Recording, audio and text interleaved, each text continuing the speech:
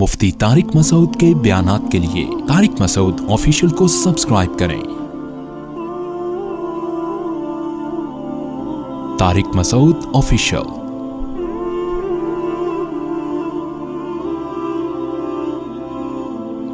اسلام میں کمانے کا جو اصل طریقہ ہے وہ بزنس ہے۔ پھر میں بعد میں بتاؤں گا کہ ایک مسلمان تاجر میں اور ایک غیر مسلم میں کیا فرق ہوتا ہے۔ تجارت کی فضیلت قرآن سے بھی ثابت، احادیث سے بھی ثابت۔ قرآن مجید میں اللہ تعالیٰ نے جہاں بھی کمانے کا ذکر کیا ہے، پیسوں کا ذکر کیا ہے، تو اس میں تجارت کے ذریعے کمائی کا ذکر ہے، ملازمت کے ذریعے کمائی کا کہیں ذکر ملتا ہی نہیں ہے۔ سورہ جمعہ جب نازل ہوئی تو ہوا یہ تھا کہ رسول اللہ صلی اللہ علیہ وسلم جمعہ کا خطبہ دے رہے تھے۔ ایک تجارتی قافلہ آیا تو کچھ صحابہ اٹھ کے اس سے تجارت کرنے چلے گئے۔ قرآن نے کہا وَإِذَا رَأَوْا تِجَارَةً أَوْ لَهْوًا انفضوا إِلَيْهَا وَتَرَكُوكَ قَائِمًا۔ اے نبی، جب یہ لوگ کوئی تجارت دیکھتے ہیں تو خطبے میں آپ کو چھوڑ کے چلے جاتے ہیں۔ صحابہ کو تنبیہ کی کہ آئندہ ایسا نہیں کرنا۔ اس سے یہ بھی پتہ چلتا ہے کہ صحابہ کے کمانے کا ذریعہ کیا تھا؟ بزنس، تجارت۔ سورہ مزمل میں دوسرے رکوع میں اللہ رب العزت نے فرمایا، سورہ مزمل کے پہلے رکوع میں تہجد کا حکم دیا گیا ہے۔ دوسرے رکوع میں اللہ نے فرمایا کہ ساری رات تہجد پڑھنا تمہارے ذمہ ضروری نہیں ہے، کیونکہ تمہارے دن میں بھی کچھ کام ہوتے ہیں۔ میں سمجھا پا رہا ہوں اپنی بات؟ سمجھ کوئی مشکل تو نہیں ہو رہی نا؟ ظاہر ہے رات کو آرام بھی کرنا ہے کیونکہ دن میں بہت ساری ایکٹیویٹیز ہیں۔ تو قرآن بیان کرتا ہے کہ تم نے دن میں دو اہم ترین کام کرنے ہوتے ہیں جس کی وجہ سے رات کو سویا بھی کرو، ساری رات تہجد نہ پڑھو۔ وہ دو اہم ترین کام کیا ہیں؟ آخرون یقاتلون فی سبیل اللہ، دن میں تمہاری لڑائی بھی ہوتی ہے، جہاد بھی ہوتا ہے، تو تمہیں آرام بھی چاہیے۔ اور کیا؟ یضربون فی الارض یبتغون فضلا من اللہ ورضوانا، تم میں بہت سے لوگ تجارت کرتے ہیں، مزاربت بھی تجارت کی ایک قسم ہے، اور وہ اللہ کا جو فضل ہے، روزی ہے، اس کو تلاش کر رہے ہوتے ہیں۔ تو صحابہ کے دو کام بیان کیے گئے ہیں جن کی وجہ سے رات کو ان کو ریسٹ کرنے کا حکم دیا جا رہا ہے۔ ایک میدان جنگ میں لڑائی، اور دوسرا کیا ہے؟ پیسے کمانے کے لیے بزنس۔ اس کی وجہ سے ان کو رعایت دی جا رہی ہے کہ پوری رات آپ نے تہجد میں نہیں گزار۔ اس سے بھی پتہ چلتا ہے کہ صحابہ کے کمانے کا ذریعہ کیا تھا۔ میں نے کہا نا کچھ سوال پوچھوں تو جواب آپ دیں گے۔ تجارت، یہ تو پتہ نہیں انگریزوں کے آنے کے بعد ہم کماؤ پوت بنے ہیں، دفتروں میں جا کے کوئی کلرک بن کے بیٹھا ہوا ہے، اور کوئی مجھے تو چونکہ یہاں سارے تاجر ہیں اس لیے مجھے کوئی شرمندگی نہیں ہوگی بیان کرنے میں، ورنہ میں کبھی بیان کرتا ہوں مجھے ڈر لگتا ہے کہ کوئی اپنی بے عزتی محسوس نہ کرے۔ تو یہ تو انگریز کے آنے کے بعد مسلمان ہٹے ہیں تجارتوں سے، اور یہودیوں کے ہاتھ میں تجارت گئی ہے۔ مسلمانوں کے کمانے کا جو ذریعہ ہوا کرتا تھا وہ بزنس ہوتا تھا، وہ ملازمت نہیں ہوتی تھی۔ قرآن مجید میں اللہ نے جہاں حج کی آیات نازل کی، صحابہ کرام پہ جب حج فرض ہوا، مدینہ سے مکہ جاتے حج کرنے کے لیے، تو وہ دیکھتے کہ کون سی پروڈکٹ مکہ میں ایسی ہے جو ہم مدینہ سے لے کے جائیں گے تو وہاں اس کی ویلیو مدینہ سے زیادہ ہے، اور جب مکہ سے مدینہ آئیں گے تو مدینہ کی مارکیٹ میں کون سی چیز ایسی ہے جو مہنگی ہے اور جو مکہ سے لا کے یہاں بیچیں گے تو وہ کیا ہوگی؟ سستی بک جائے گی۔ تو حج کے دوران ہم یہ بزنس بھی کریں گے۔ اس پہ بعض صحابہ کو خیال ہوا کہ بھئی عبادت کو بزنس کے ساتھ نہیں جوڑنا چاہیے، جب ہم حج کے لیے جا رہے ہیں تو خالص حج ہی ہوگا، اس دوران بزنس نہیں ہوگا۔ بھئی ہم حج کے لیے جا رہے ہیں تو یہ کہ مدینہ کی کوئی پروڈکٹ اٹھا کے وہاں لے گئے اور واپسی پہ مکہ سے لے کر وہاں گئے۔ دوسرا ایک بزنس یہ بھی ہوتا تھا کہ حج میں ساری دنیا کے لوگ آئے ہوئے ہیں، تو بہت سے ملکوں میں بہت سی چیزیں نہیں ہیں جو ان کو مکہ میں ملیں گی، تو جو چیزیں ان کے ملکوں میں بیچی جا سکتی ہیں تو ان حاجیوں کو وہ چیزیں فروخت کر دی جائیں، تو ٹھیک ٹھاک پیسہ کما لیا جاتا تھا۔ لیکن بعض صحابہ کو خیال ہوا کہ حج کو تجارت کے ساتھ نہیں جوڑا جا سکتا. میں آپ کی آوازوں کا انتظار کر رہا ہوں کہ کب آپ فل ان دا بلینکس کریں گے تو مجھے لگے گا اب آپ صحیح جاگ گئے. حج کو تجارت کے ساتھ نہیں جوڑا جا سکتا. اس لیے انہوں نے منع کیا. قرآن کی آیتیں نازل ہوئیں, لیس علیکم جناح ان تبتغوا فضلا من ربکم, تم پر کوئی گناہ نہیں ہے کہ جب تم حج کرنے جاؤ تو وہاں اللہ کی روزی تلاش کرو.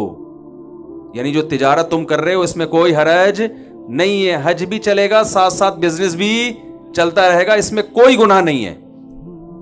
اس کے بعد سے آج تک حج اور بزنس ساتھ ساتھ. بھائی ساری دنیا کے لوگ جمع ہو رہے ہیں تو اچھا ہے نا, مسلمان کو اگر بزنس کا بھی موقع مل رہا ہے تو ضرور کرو. اللہ نے فرمایا کوئی گناہ نہیں ہے. لیس علیکم جناح, کوئی حرج نہیں. گناہ سے بھی ہلکی چیز ہے حرج.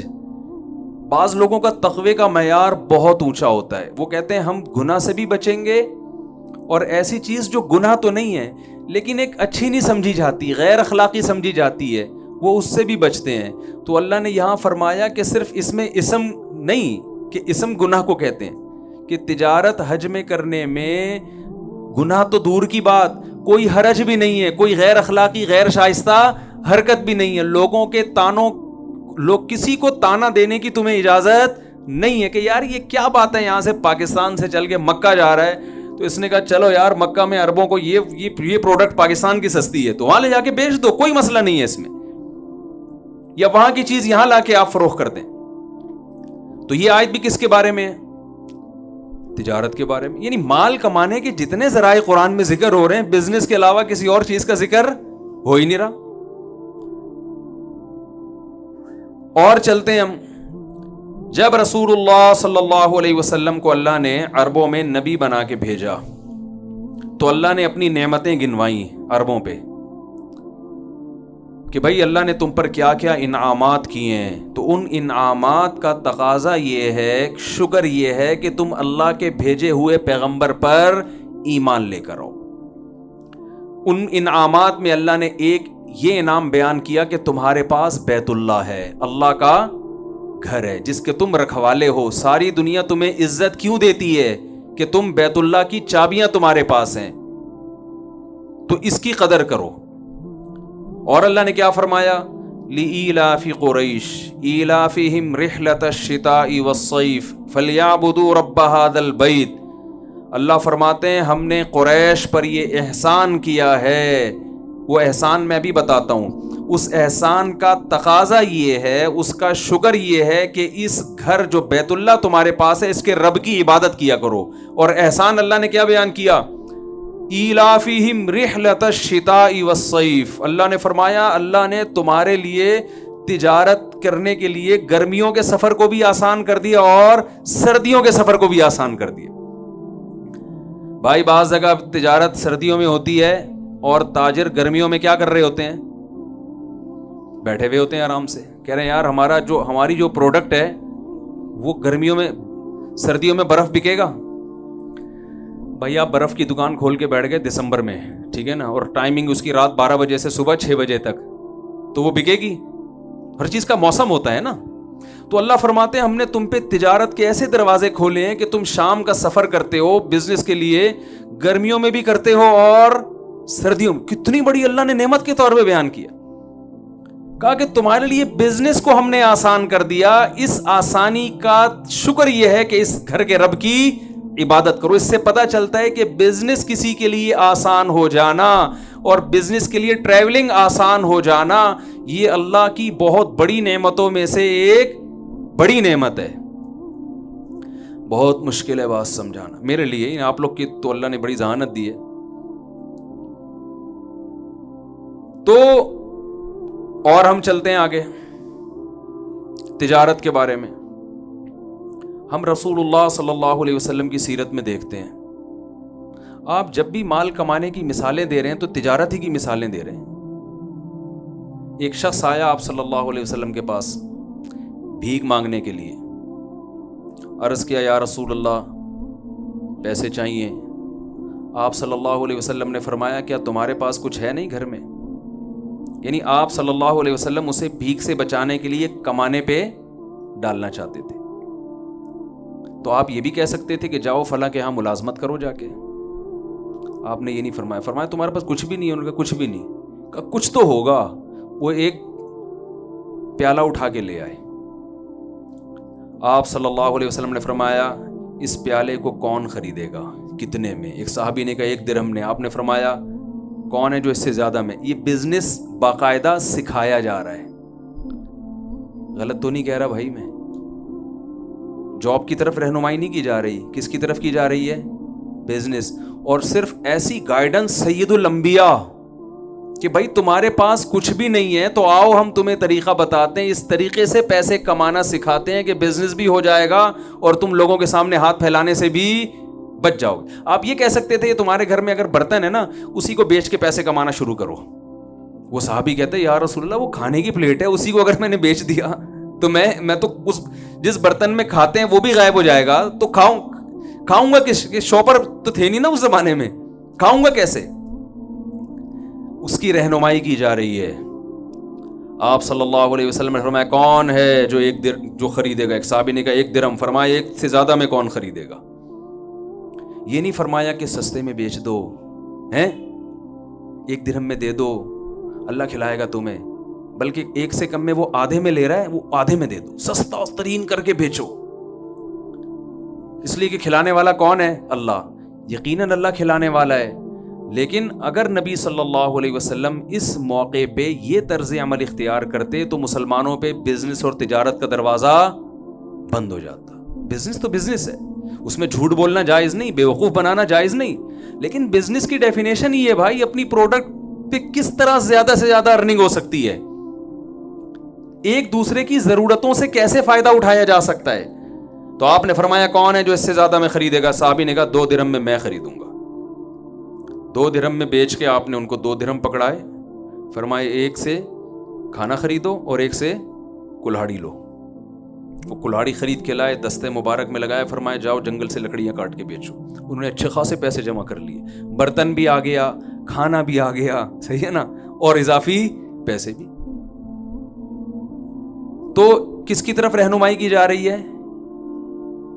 وہی بھول گئے, بزنس کی طرف.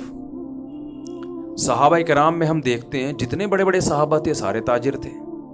آپ کا کیا خیال ہے اس زمانے میں جو جنگیں ہو رہی تھی جہاد میں, تو کیا ان میں مالی وسائل کی ضرورت نہیں ہوگی؟ میں ذرا آپ کو نا ایک ہمارے جامعۃ الرشید نے صحابہ کرام کے جو اثاثے تھے, جو بڑے مشہور صحابہ ہیں, ان کے اثاثوں کو باقاعدہ کیلکولیٹ کیا تھا تاریخی کتابوں سے نا, کہ ان صحابہ کے اثاثے کتنے تھے, بزنس کی بیس پر ان کے پاس کتنے مالدار تھے یہ. تو میں ذرا آپ کو وہ تھوڑی سی ایک جو ان کی تیاری ہے نا وہ میں آپ کو پڑھ کے سناتا ہوں.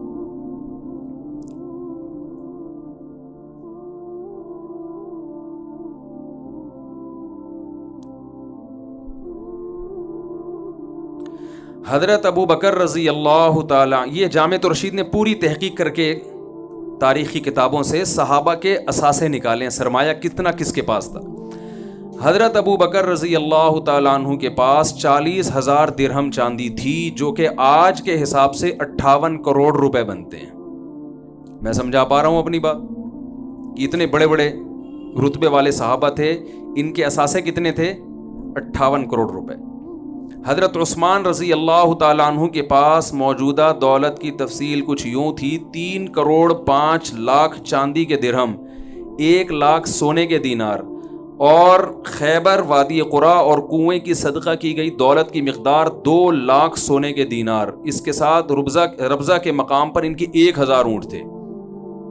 اگر ہم ان ابن کثیر کے پیش کردہ اعداد و شمار کو حتمی مانے تو سونے اور چاندی کی موجودہ قیمت کے اعتبار سے جو حضرت عثمان کے اثاثے بنتے ہیں 11 ارب 90 کروڑ 5 لاکھ روپے.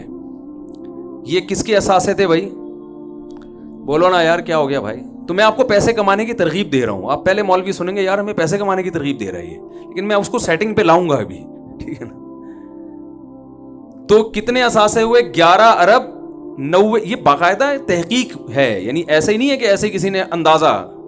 11 ارب 90 کروڑ 5 لاکھ روپے آج کے زمانے کے حساب سے. حضرت عثمان رضی اللہ تعالیٰ کے پاس جو ایک ریشو تھا نا کہ اتنی مالیت ان کے پاس رہا کرتی تھی.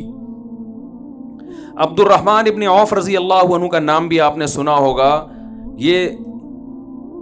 انہوں نے ایک موقع پر جو ہے نا جہاد میں 40,000 درہم دیے ہیں, جو 58 کروڑ روپے بنتے ہیں. جس نے 58 کروڑ کا چندہ دیا ہوگا تو چندہ تو آدمی اپنی آمدن میں سے کچھ حصہ نکالتا ہے نا بھئی. ایسا تو نہیں ہوتا کہ آپ کی چندہ دے کے آپ خود چندے کے مستحق بن گئے تھوڑے دنوں میں, ایسا تو نہیں ہوتا نا. اپنی انسان جو ارننگ کا ذریعہ وہ تو سنبھال کے رکھتا ہے نا. تو حضرت عثمان رضی اللہ تعالیٰ عنہ نے میدان جہاد میں ایک مرتبہ جو چندہ دیا اس کی تعداد کتنی تھی؟ میں چندہ نہیں مانگوں گا آپ سے, بے فکر رہیں. آپ کہیں اچھا بھی ہمیں یہ بلوا کے نا آہستہ آہستہ لائیں گے کہ اب آپ بھی کچھ 2-3 کروڑ نکالیں.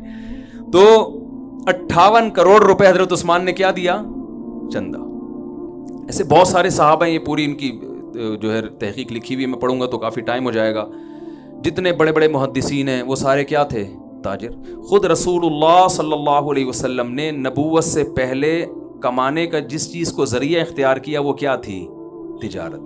آپ نے پوری زندگی تجارت کی. ہاں بکریاں چرائی ہیں وہ ملازمت تھی, وہ اس لیے کہ رسول اللہ صلی اللہ علیہ وسلم نے فرمایا کوئی نبی دنیا میں ایسا نہیں آیا جس سے اللہ نے بکریاں نہ چروائی. وہ ایک مصلحت ہے, قوت برداشت پیدا کروانا وہ ایک الگ چیز ہے.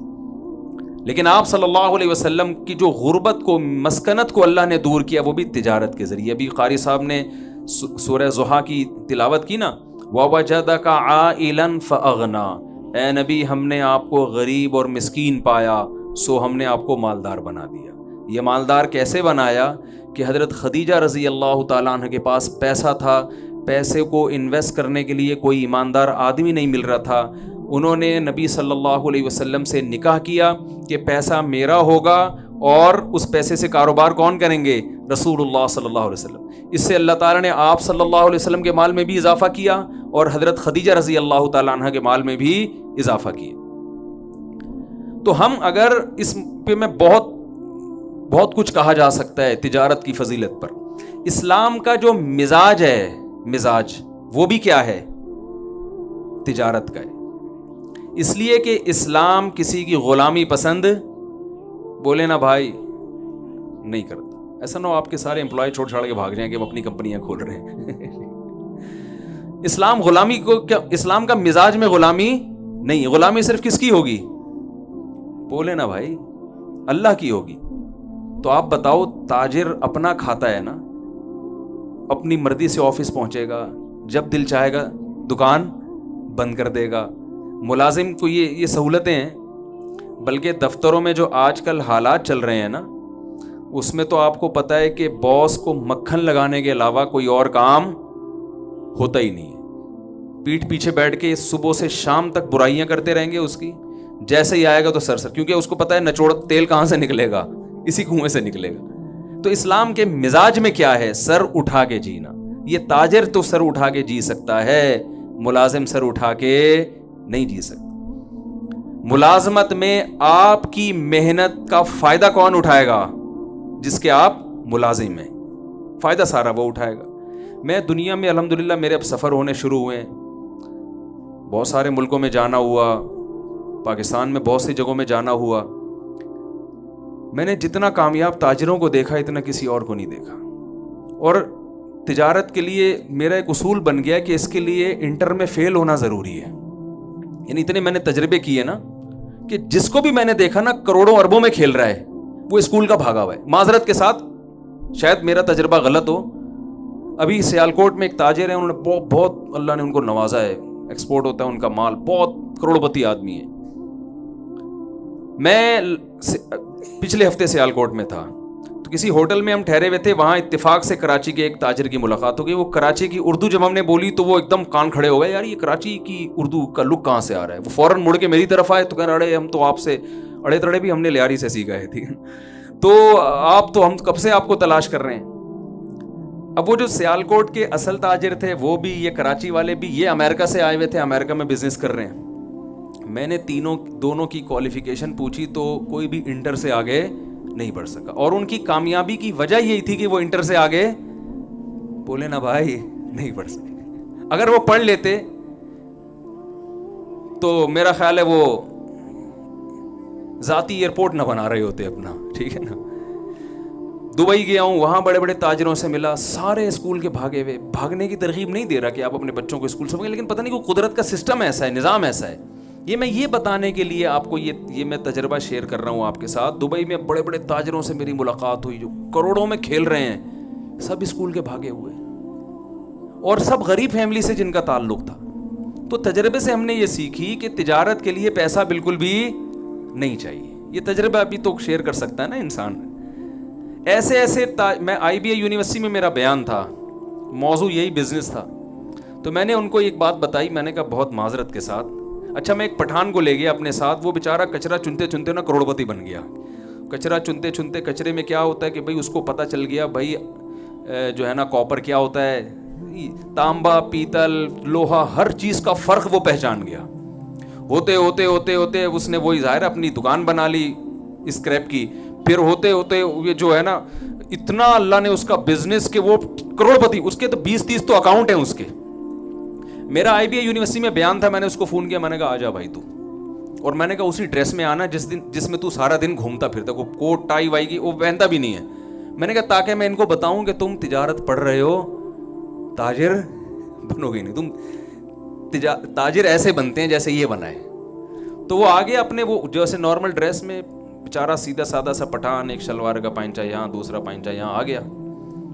میں نے کہا بتاؤ یار, میں نے یونیورسٹی کے لڑکوں کے سامنے اس کو کھڑا کیا. میں نے کہا آپ کیا سمجھتے ہیں یہ کیا ہے؟ انہوں نے کہا ایسے ہی بیچارہ سیدھا سادہ سا کوئی ہوگا, ان کے خیال میں کہیں چوکیداری کر رہا ہوگا. میں نے کہا بھائی اس کی اتنی چیک بکیں ہیں نا کہ اس کو گننے کے لیے ایک بندہ چاہیے, ٹھیک ہے. گاڑیاں ہی ایسے بدلتا ہے جیسے آپ پینٹ بدلتے ہو. اور میں نے کہا شروع اسکول کتنا پڑھا ہے, ایک جماعت بھی اسکول میں نہیں پڑھا ہوا. صرف محنت, ایمانداری, جو ٹائم لوگوں کو پیمنٹ کا دے رہا ہے اس میں 1 سیکنڈ بھی آگے پیچھے نہیں. میں نے اس کو 8 بجے کا ٹائم دیا تھا پہنچنا ہے, میں تھوڑا لیٹ ہو گیا, وہ ٹائم سے پہلے پہنچا ہوا تھا. تو میں نے کہا آپ لوگ جو بزنس پڑھ رہے ہیں نا, تو یہ ذہن میں رکھیں آپ بزنس کے علاوہ دنیا کا ہر کام, بول لو نا بھائی, یہ ماہرین کہتے ہیں, میں تو مولوی آدمی, میں کیا ایسی باتیں کر سکتا ہوں, لیکن ہم نے ماہرین سے سنا ہے کہ جو بزنس پڑھتا ہے وہ دنیا میں بزنس کے علاوہ دنیا کا ہر کام, بولو نا بھائی کیا ہو گیا. آپ کے فائدے کی باتوں کے لیے میں بیٹھا ہوں, یہ پہلے بتا دوں میں آپ کو. تو ہم دنیا میں جہاں بھی گئے, میں ملیشیا گیا, وہ میں نے پٹھان تاجر دیکھے, سیدھے سادے پہاڑوں کے رہنے والے, کروڑوں میں کھیل رہے ہیں وہ. لنکاوی جزیرہ سنا ہوگا آپ نے, وہاں ایک بہت بڑا تاجر ہے. میں اس لیے زیادہ نہیں قریب جا رہا کہ وہ کہے گا یار ہمارے سارے راز فاش کر رہے ہو آپ مجھ سے بیٹھ کے.